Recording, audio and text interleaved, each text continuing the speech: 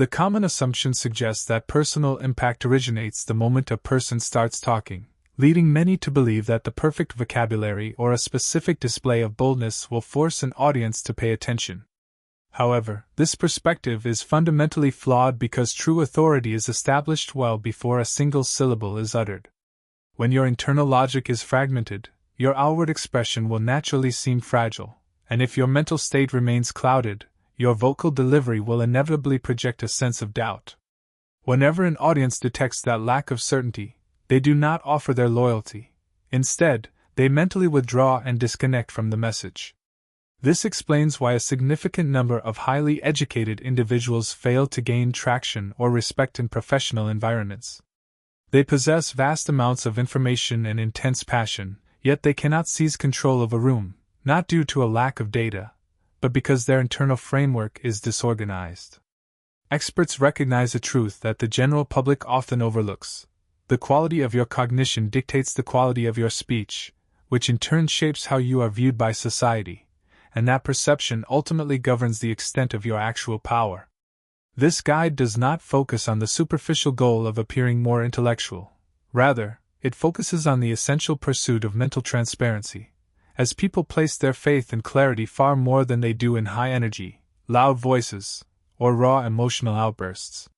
If you analyze the individuals who possess genuine command over others, you will notice they never hurry their sentences or feel the need to provide endless justifications for their ideas. They avoid the trap of arguing simply to achieve a victory. Instead, they utilize the power of the pause and select their language with extreme precision so that every statement feels entirely intentional. That specific aura is not a byproduct of natural-born charisma, but is the direct result of a highly conditioned mind. While the average person speaks as a reaction to their environment, the true professional speaks with a specific objective in mind. While most use words as a release for their feelings, the expert uses language as a tool to drive specific results, and the gap between these two groups is defined by mental rigor rather than character traits. In an era defined by constant digital chatter, the ability to influence others is reserved for those who maintain their composure during intense dialogue. In environments saturated with personal viewpoints, true strength is found in those who rely on foundational truths, and in settings where everyone is fighting for the spotlight, the role of the leader often falls to the person who feels no pressure to speak at length. The following chapters are designed to help you cultivate that specific level of gravity, not through the use of memorized lines or deceptive tactics, and certainly not by asking you to abandon your authentic self. Instead, you will discover how top-tier professionals condition their intellect to remain sharp under stress and how they organize their perspectives before a conversation even begins. You will learn to strip away the hesitant phrasing that silently erodes your credibility, and how to guide the room without relying on aggression or desperation. By refining your internal processing, your external delivery will naturally become more potent, allowing you to capture attention and exert influence without ever needing to raise your volume or compromise your integrity. This is not a collection of inspirational quotes. It is a rigorous training program because authority is not a fleeting feeling, but a refined capability that requires consistent and intentional application. Each section of this work targets a fundamental competency, helping you pinpoint the specific behaviors that currently diminish your presence and replacing them with the reliable strategies used by the world's most effective communicators. You will implement minor, targeted adjustments that gradually build into a powerful sense of command over time. Nothing within this methodology is theatrical, noisy, or left to chance. If your goal is to find shortcuts or superficial gimmicks, this material will not suit your needs.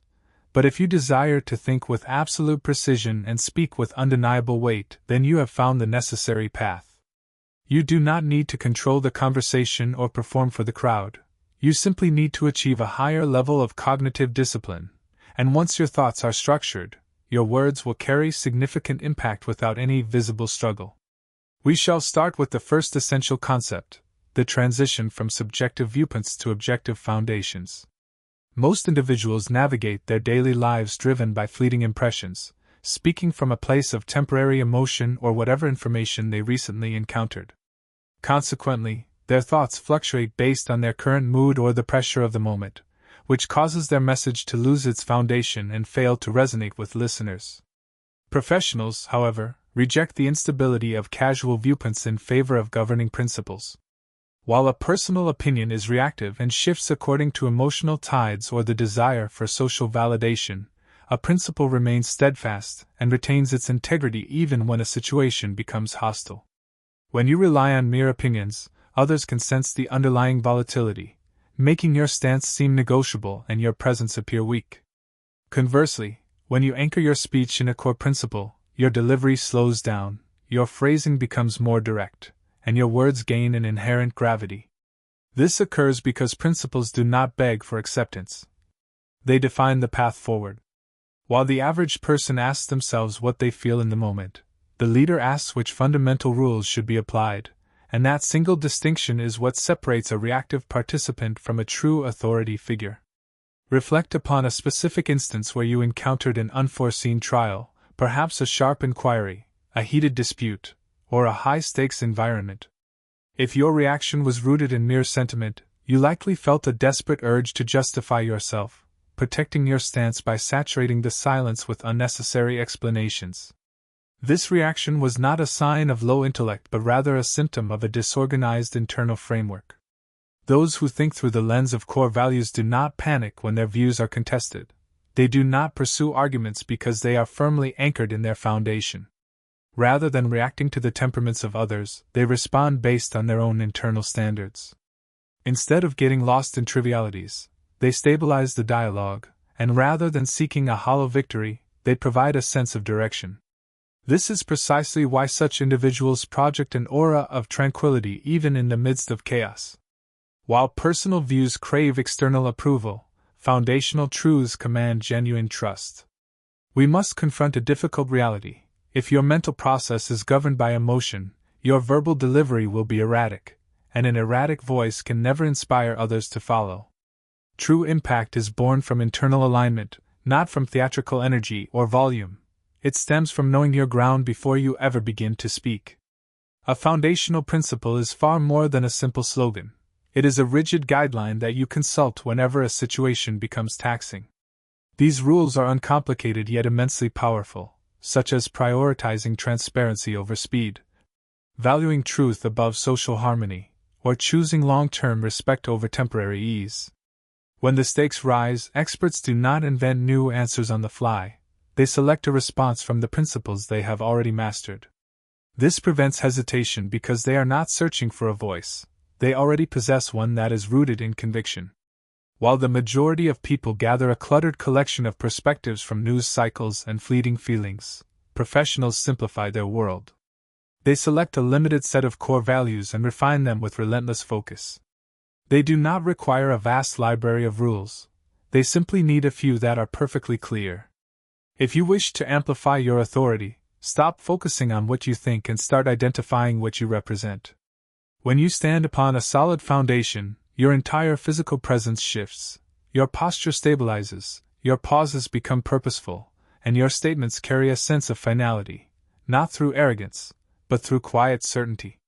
To translate this into action, identify one specific area of your life where communication feels like a struggle, such as a high-pressure meeting, a boundary you have been hesitant to set, or a recurring disagreement. Ask yourself which singular principle should govern your behavior in that moment. Ignore what feels polite or what might avoid temporary tension. Instead, identify the rule that keeps you aligned with your true self. Condense this into one brief, non-negotiable sentence that will serve as your mental anchor. The next time you face that challenge, you will not have to hunt for the perfect words because you will simply be executing your established rule. This is how leaders maintain their composure. They are not making it up as they go, but are instead following a clear mental map. Most people attempt to enhance their communication by rehearsing specific lines or memorizing scripts, but experts work on a much deeper level by refining their thought process. Vocabulary is merely the final product, whereas your principles are the operating system. If that system is flawed, no amount of polished rhetoric can provide a remedy. This method does not result in rigidity but in a grounded nature that allows you to adjust your tone without abandoning your soul to please others. The world does not require more fleeting opinions. it requires clear direction. Furthermore, every syllable you utter is influenced by a mental narrative that begins long before you open your mouth. This internal monologue is often ignored by the masses, left to wander without supervision, which leads to speech that feels guarded, rushed, or frail. Professionals, however, treat this inner voice as a tool that must be disciplined. If you fail to regulate the dialogue within your own mind, it will inevitably sabotage the message that others receive. Your internal commentary acts as a silent interpreter for every event, determining whether you feel bold or defensive, and whether you speak with precision or collapse into a cycle of over-explanation. When this mental narrative is weak, your outward communication suffers, regardless of how professional the words may seem on the surface. The average person's mind is filled with self-doubt and a fear of pushback, and that internal wavering leaks into their vocal tone and physical bearing.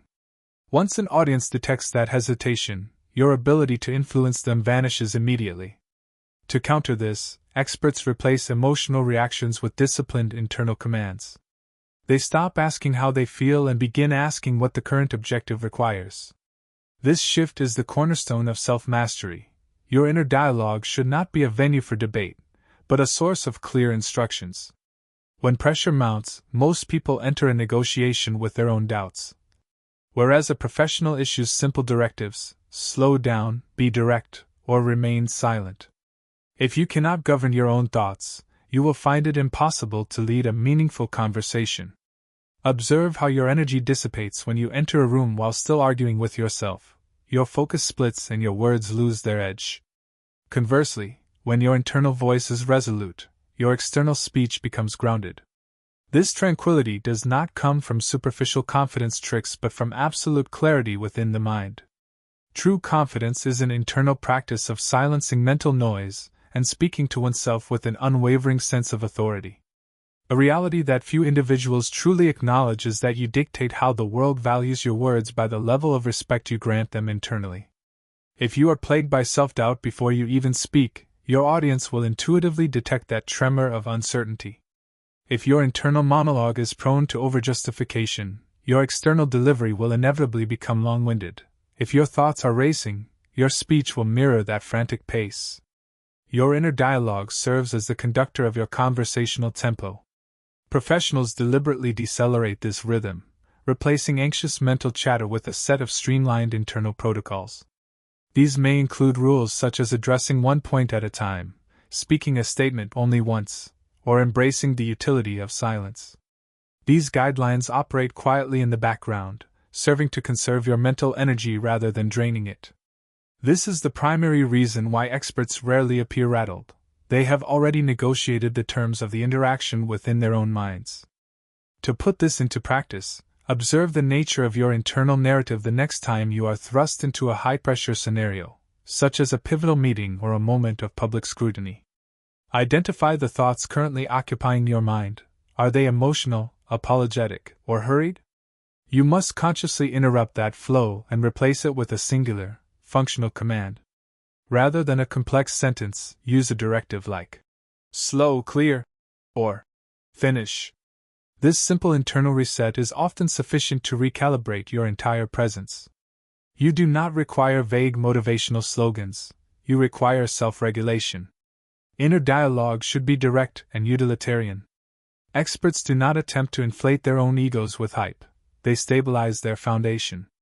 They do not tell themselves to be confident, they instruct themselves to speak with precision. In this framework, confidence is the natural result of control, not its prerequisite. Furthermore, a critical transition made by professionals is the abandonment of rehearsed reactions. Most people expend immense energy replaying potential outcomes, imagining objections, or arguing with phantom critics. This mental rehearsal generates a state of high tension before the actual dialogue even begins. Professionals avoid this trap by preparing their principles and their structure while letting go of the need to control an imaginary audience. You cannot dictate how another person will react. You can only govern the clarity of your own expression. Once your inner dialogue accepts this limitation, the pressure dissipates instantly, allowing you to transition from a state of performance to one of authentic expression. This is about reclaiming your mental sovereignty. You would never allow an unconditioned stranger to facilitate an important meeting, so you must stop allowing unconditioned thoughts to direct your speech. Influence is a natural byproduct of a steady mind.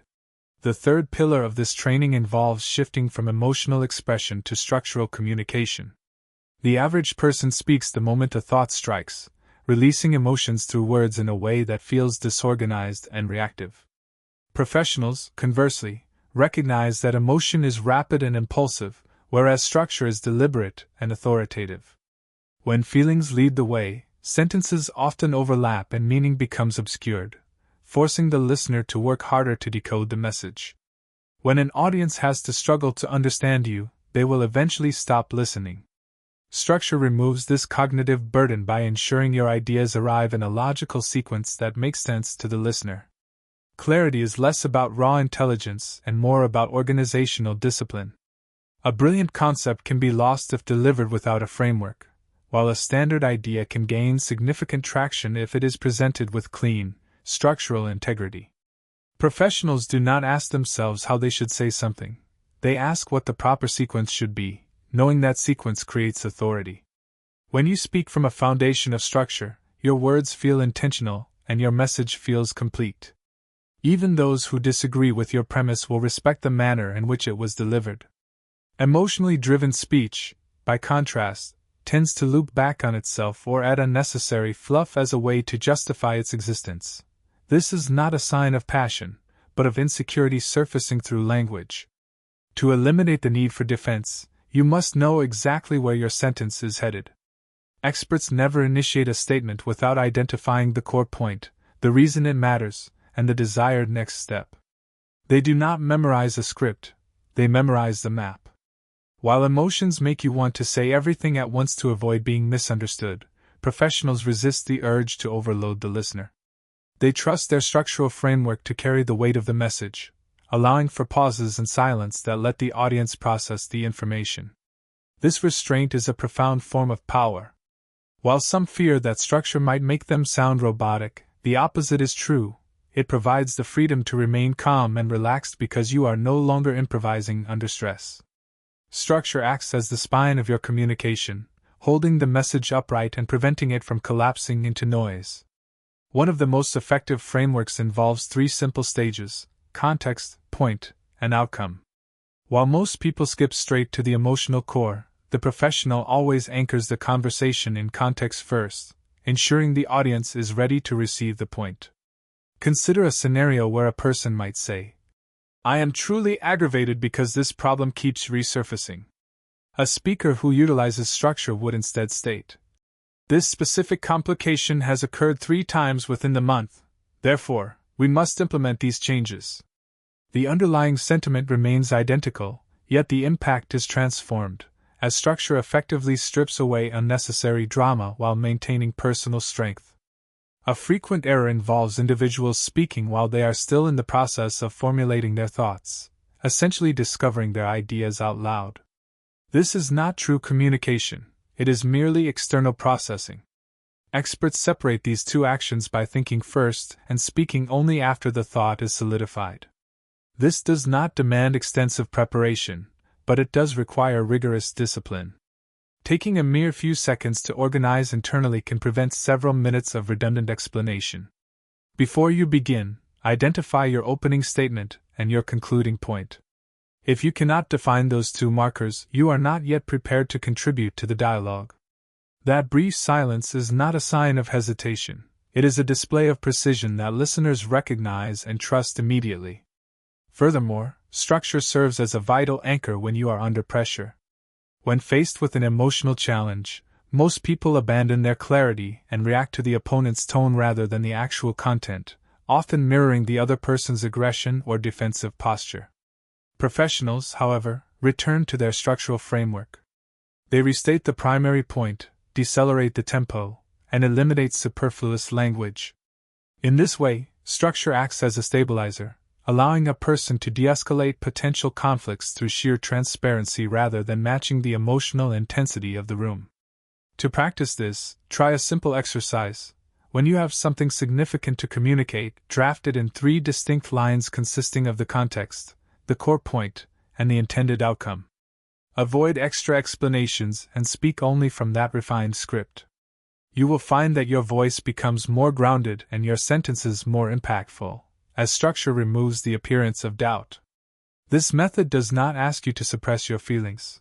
It asks you to lead them, ensuring that your words never move faster than your intended meaning. We must also recognize that most people mistakenly believe influence is a product of volume, more details, more justifications, and more talking. They pile on sentences to ensure they are understood, adding examples to feel psychologically safe and filling every gap to avoid the perceived awkwardness of silence. In doing so, they inadvertently dilute their own authority. Professionals adopt the opposite strategy by speaking less. This is not due to a lack of ideas but a deep understanding that the weight of a message comes from its precision. Every redundant word weakens the core message, and every unnecessary sentence lowers the productive tension of the interaction. When a speaker overshares, the audience stops listening due to cognitive overload. The human mind is wired to respond to clarity, not quantity. Those whose words carry the most weight often speak the least, allowing silence to prepare the ground for their message. Many people fear silence, viewing it as a failure or a sign of rejection, whereas experts see it as essential space. Space allows your words to settle and resonate. When you speak less, people listen with more focus. When you pause, they lean in closer, and when you stop explaining, they begin to think for themselves. This is not a tactic of manipulation but a fundamental principle of psychology.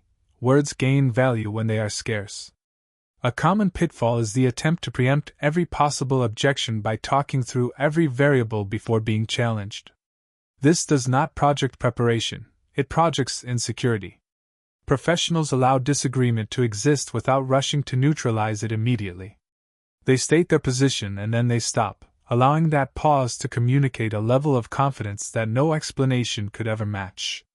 Decisiveness does not require decoration, and strong leadership is often expressed through short, defined boundaries rather than long, winding paragraphs. Overtalking is frequently a result of emotional leakage. When you are deeply invested, you crave validation and agreement, which drives the urge to keep talking. Experts separate their internal emotions from their external delivery, understanding that intensity is felt through tone rather than an abundance of words. If a point is truly robust, it does not require repetition. If an idea is solid, it does not need a defensive shield. Reducing your word count forces you to prioritize what truly matters, exposing any weak points in your thinking and demanding absolute clarity. This can feel uncomfortable because it removes the safety net of over-explanation, requiring you to stand firmly behind your statements. Influence requires the willingness to be challenged or to stand alone for a moment. To begin this shift, try to say exactly one sentence less than you usually would in your next conversation. Stop earlier and leave room for the other person to respond. You will likely find that people engage more deeply and ask more insightful questions because you finally gave them the space to do so. An additional practice of immense power involves the discipline of stating your perspective exactly once. You must resist the urge to repeat yourself or rephrase your point for emphasis. If an idea is genuinely significant, you can revisit it later, but immediate repetition only serves to dilute its potency. Experts place enough trust in their own language to allow a single statement to stand on its own merit. Furthermore, they proactively strip away linguistic crutches, terms like perhaps, somewhat, or just. These fillers function as intellectual escape routes that soften your responsibility for the message. True authority does not require these exits, it requires transparency. Consider the shift in gravity when "I feel this might be a constructive path" is transformed into "This is the correct direction." When "I just wanted to mention" is replaced by intentional silence, the dynamic of power in the room changes. A fundamental rule of this methodology is that if a sentence does not actively advance the narrative, it must be discarded. Professionals edit their output in real time, sensing the exact moment a point has resonated and choosing that moment to stop. They do not pursue external validation or rush to fill a void. They allow the message to perform its own work.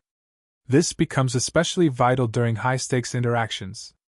As emotional tension escalates, most people compensate by talking more, yet the professional chooses to talk less.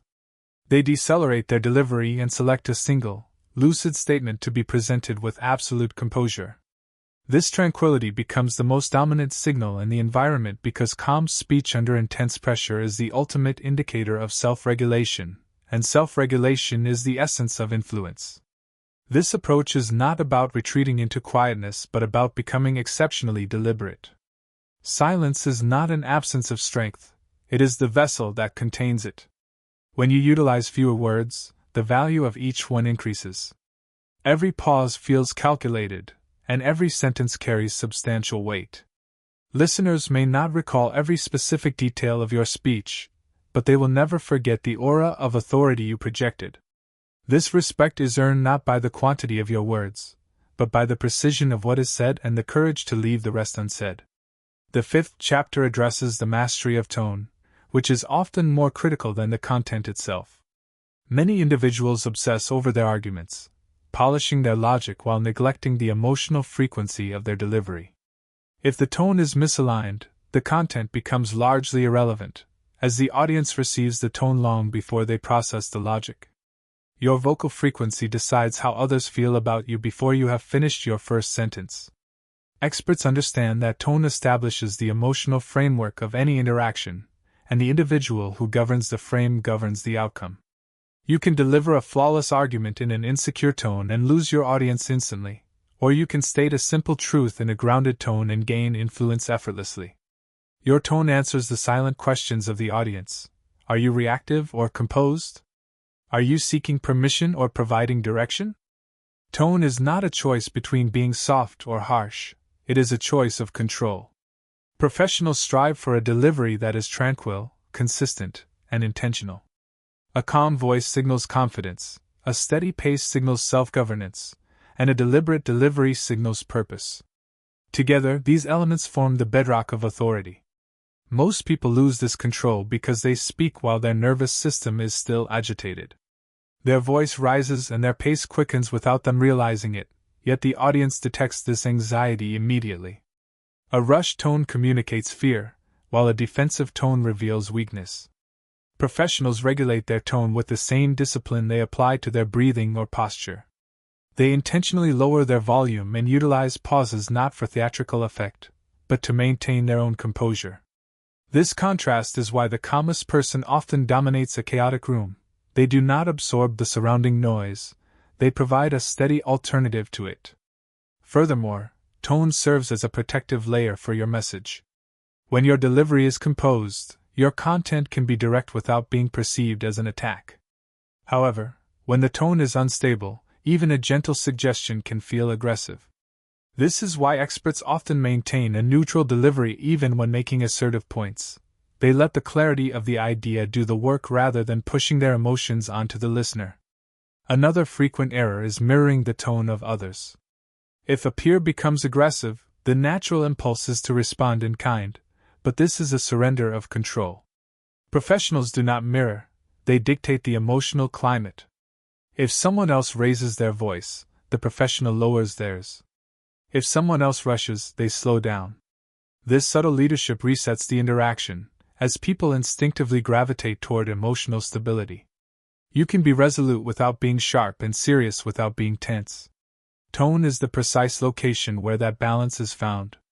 To refine your vocal presence, you should implement a routine awareness check consisting of 3 specific variables: your tempo, your intensity, and your use of intervals. Should you detect that your pace is accelerating, you must consciously decelerate. If your volume is becoming excessive, you should lower it, and if you find yourself avoiding gaps in speech, you must intentionally insert a pause.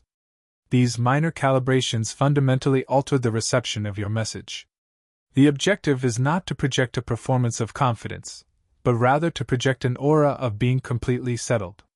It is vital to recognize that your vocal frequency serves as a direct window into your internal state.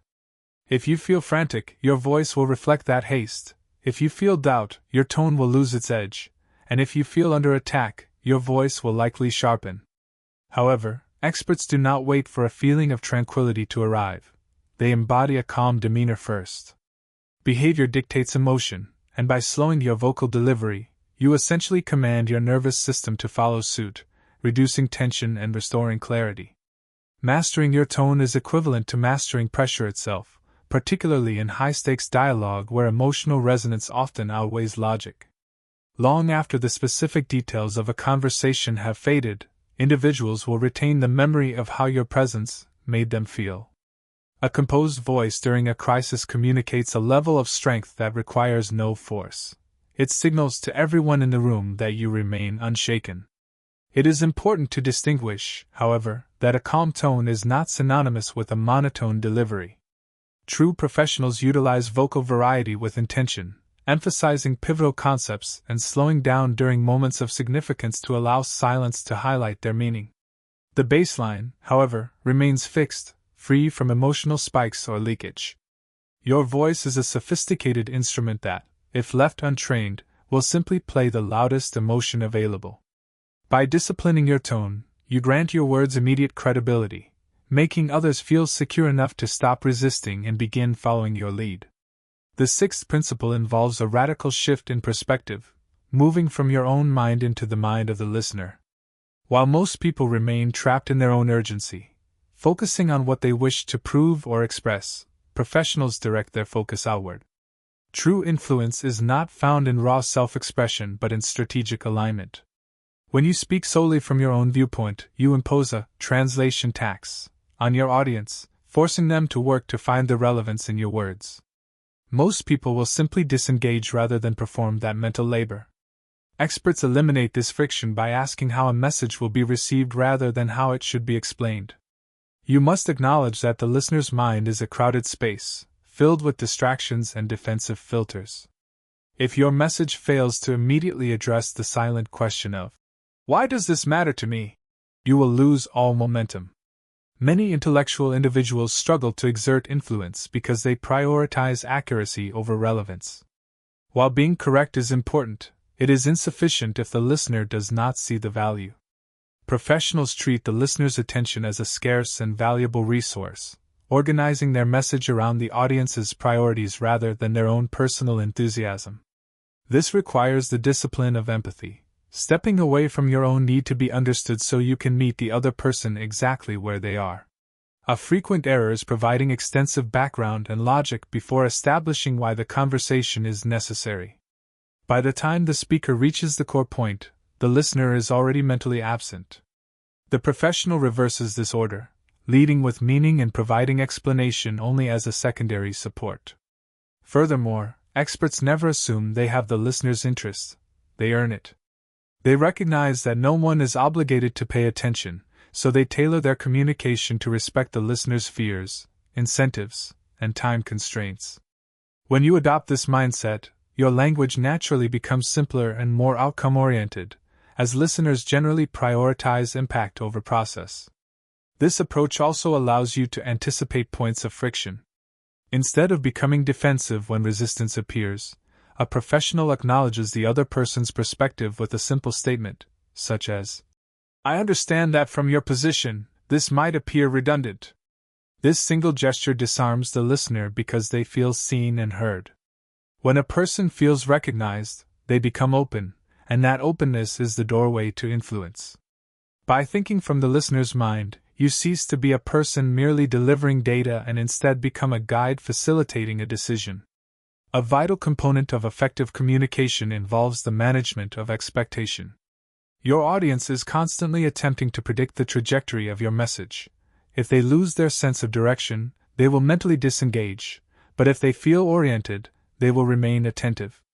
Professionals manage this dynamic through the use of linguistic signposts, clear markers that illuminate the path forward.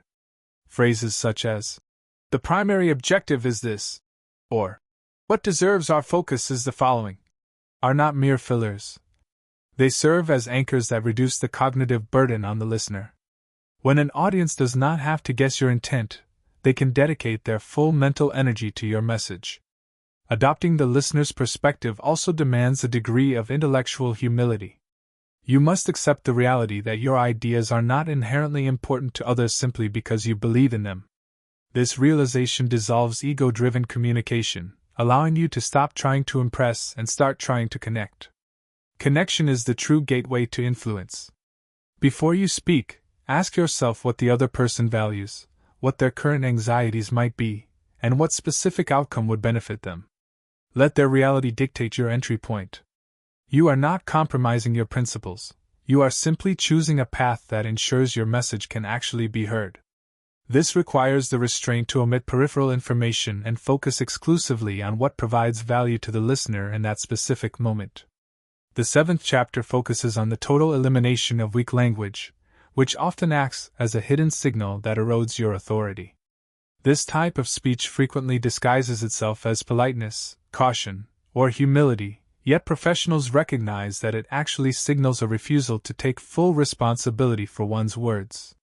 Weak language creates escape routes, whereas strong language creates direction. Terms such as, perhaps somewhat just, or, I'm not entirely sure but, may feel harmless, but they project a sense of doubt before any challenge has even been issued. By using these qualifiers, you inadvertently lower the value of your message and invite others to dismiss or interrupt you. You are essentially framing your ideas as optional rather than essential. Speaking with ownership does not require aggression, it requires the removal of self-discounting phrases. There is a profound difference between suggesting that something might be a good approach and stating that it is the correct approach. While the factual content remains the same, the first statement asks for permission, while the second establishes leadership. Furthermore, weak language manifests as overqualification, where individuals stack disclaimers before making a point. They apologize in advance or lower expectations to shield themselves from potential criticism. This is a fear-based reaction rather than a strategic choice. Professionals do not pre-apologize for being clear, they trust their logic enough to let it stand on its own merit.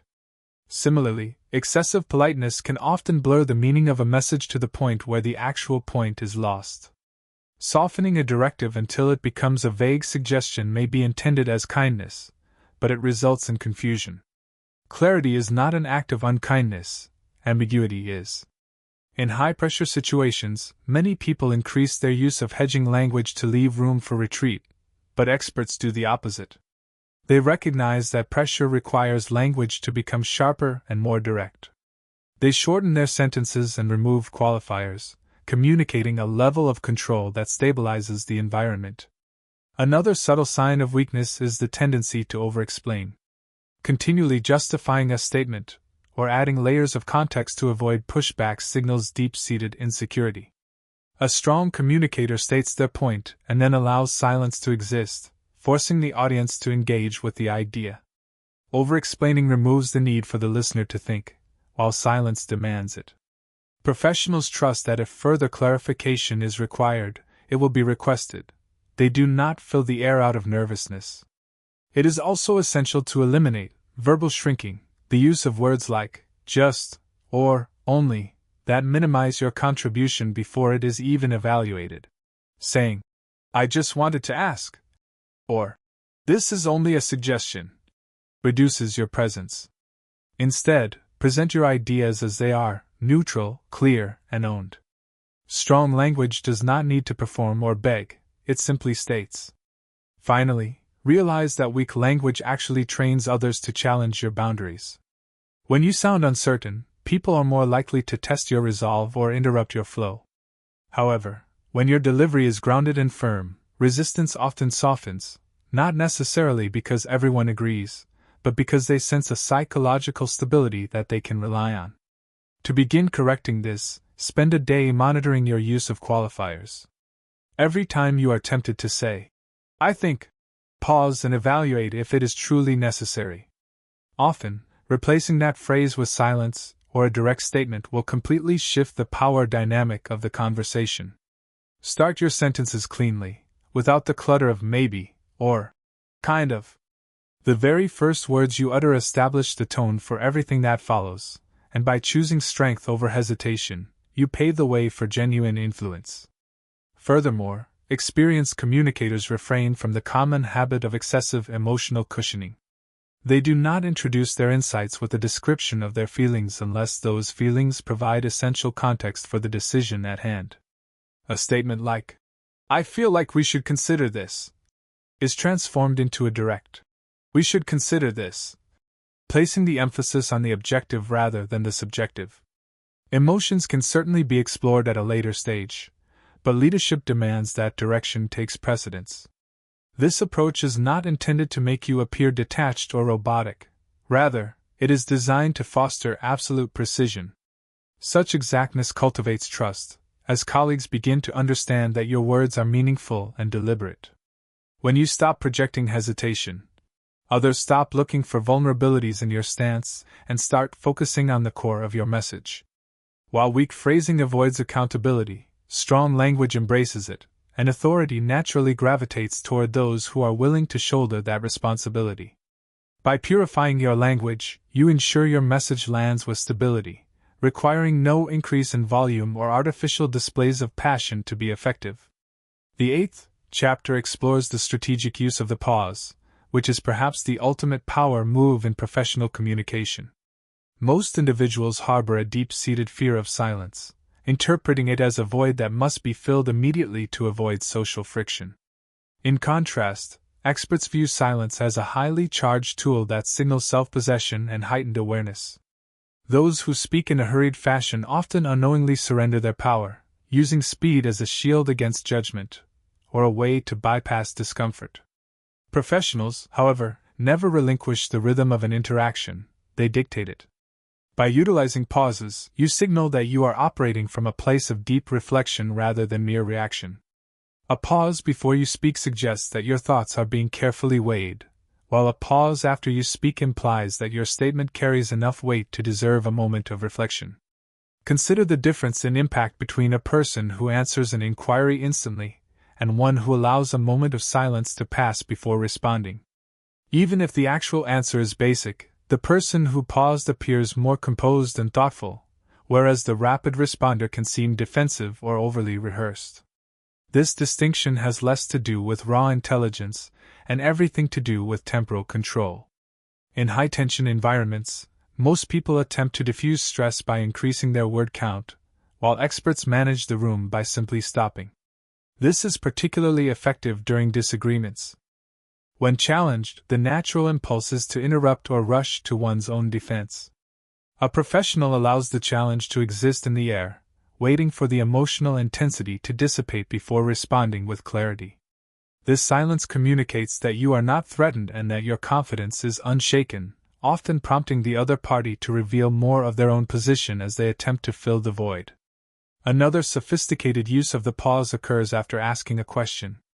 While many people follow an inquiry with an immediate explanation, essentially rescuing the other person from the pressure of answering, the expert asks the question and then waits. This silence emphasizes the importance of the inquiry and demands a more substantial response. Furthermore, pausing acts as an internal filter, giving you the necessary time to determine if the point has already landed and if further explanation would only serve to dilute the message. While some worry that silence makes them appear uncertain, the reality is that controlled silence projects a level of confidence that incessant talking never can. Presence is not measured by the amount of time you occupy the airwaves, but by the weight of the moments you choose to speak. On a physiological level, the pause is an essential tool for self-regulation. When pressure increases, the human body naturally tends toward a fight or flight state, resulting in shorter breaths and a tightening of the vocal cords. An intentional pause interrupts this physiological spiral, allowing you to ground your posture and bring your logical mind back into the driver's seat. To master this, try implementing a silent 2-second count before responding to any question. This brief delay significantly enhances your tone and authority. Additionally, practice the closing pause. After delivering a major point, stop entirely. Resist the urge to add qualifiers or follow-up sentences. While this may feel uncomfortable initially, that tension is simply the feeling of a new, powerful habit taking root. Professionals do not fear being temporarily misunderstood. They trust that clarity will emerge through their restraint. Silence, when used with intent, shows respect for the conversation and ensures that when you do speak, your words carry the force of a command. The moment you embrace the power of the interval, your language acquires a new sense of gravity, your vocal frequency stabilizes, and your overall presence reaches a deeper level of resonance. Audiences begin to engage with you through a different lens. They stop merely waiting for their turn to speak and start truly absorbing your message, because silence fundamentally alters the texture of human interaction. It has the unique ability to decelerate time and sharpen collective focus, thereby generating profound meaning. By mastering the art of the pause, you effectively master the moment, not through the application of pressure or volume, but through a refined sense of self-governance.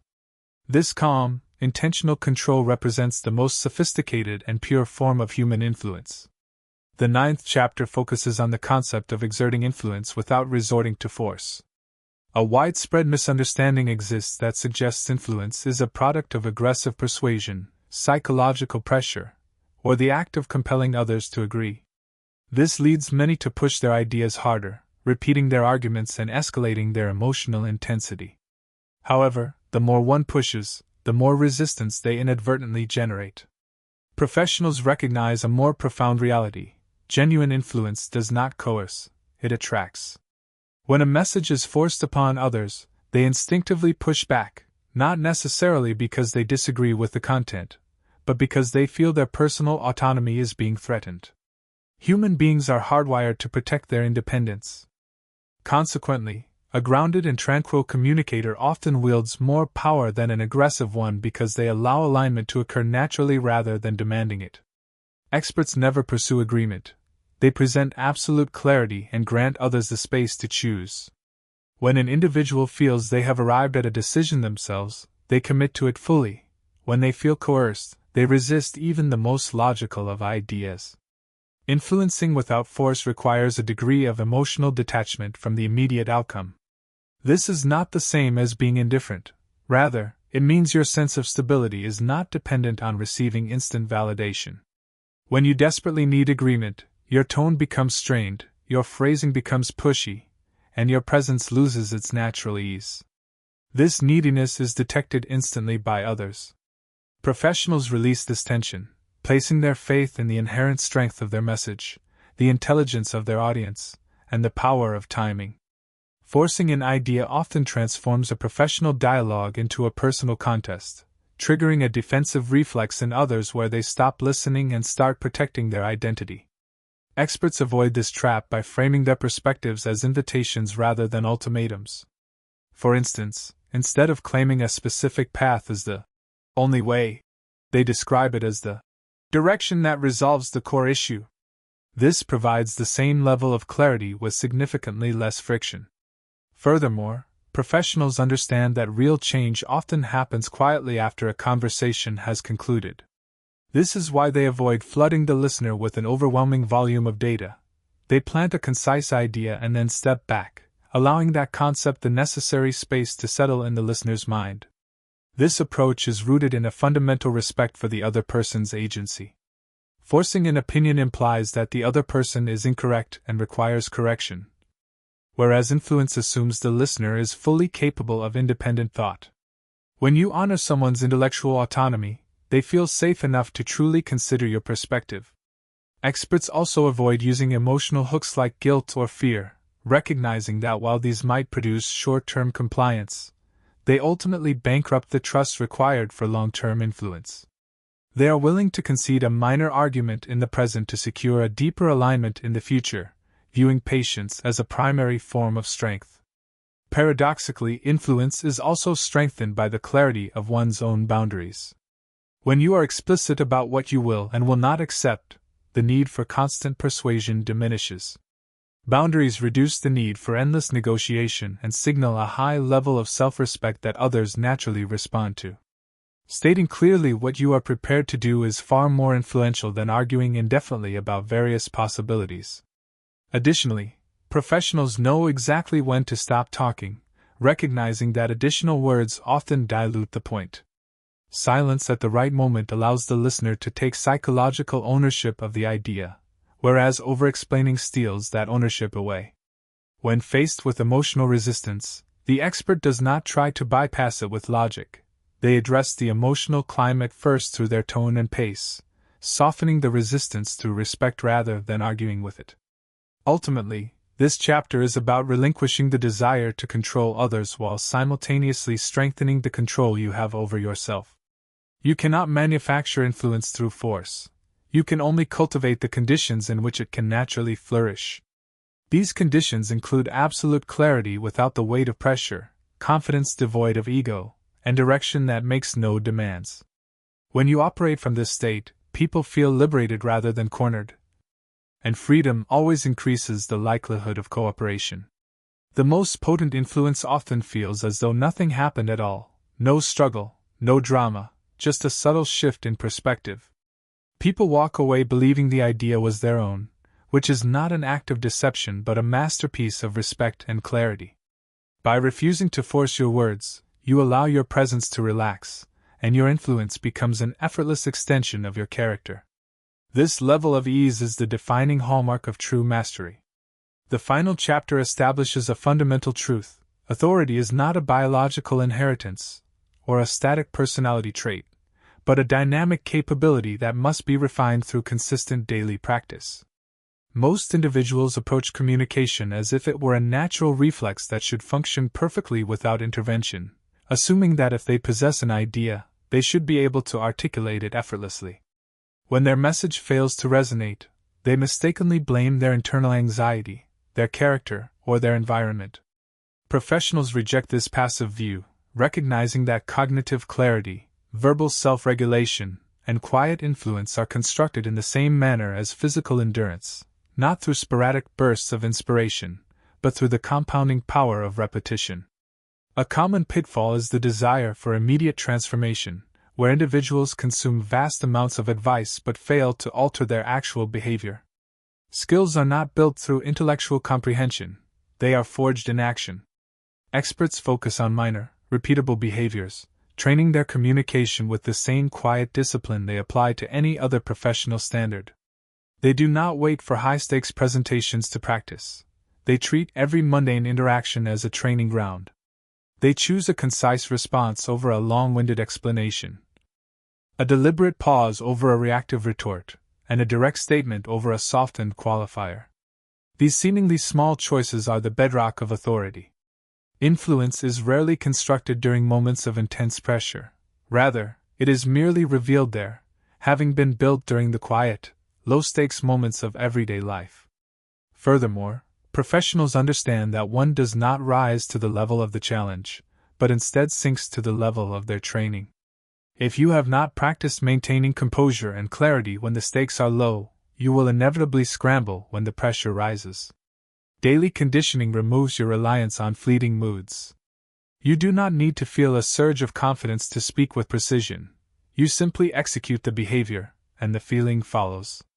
Experts design simple, non-negotiable protocols for themselves, such as delivering one point at a time, eliminating filler words, and stopping once the message is complete.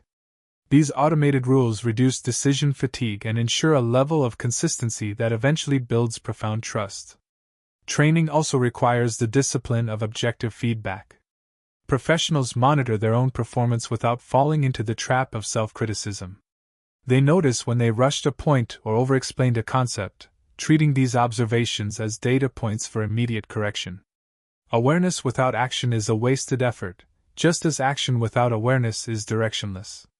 A powerful habit involves a brief post-conversation audit, asking yourself if you remained clear, stayed calm, and concluded on time. This restraint is a form of power. By resisting the urge to speak when it adds no value, you teach others to associate your voice with intention rather than noise. This consistency must extend across all contexts, from casual exchanges to formal meetings, creating a unified identity. Eventually, you stop performing a role and simply inhabit a version of yourself that is calmer and more grounded. This daily rigor also involves the management of mental resources.